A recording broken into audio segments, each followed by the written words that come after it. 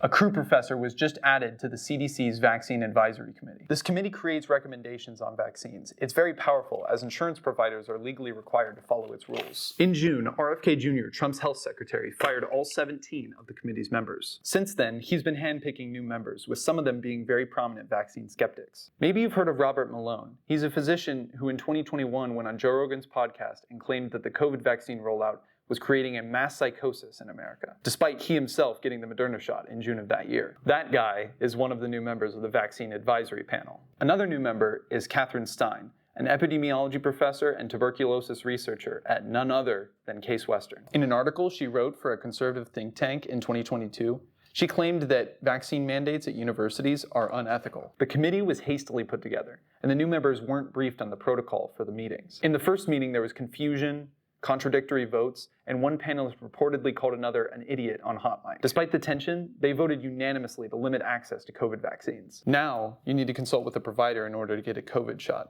but they stopped short of requiring a prescription. But most curious of all is that CRU Newsroom, formerly known as The Daily, has made no mention of Professor Stein's appointment to such an important CDC position. The newsroom usually writes about faculty being mentioned in news articles or their important accomplishments, and they have mentioned Stein after she accepted her nomination to the vaccine committee. CRU Newsroom pulled a quote from a Yahoo News article which explicitly says that Stein is a committee member, but the newsroom's summary omits this fact. This week's issue of The Observer does cover Stein's nomination, and features a closer look into the story than what this video can provide. It also includes an interview with Catherine Stein herself.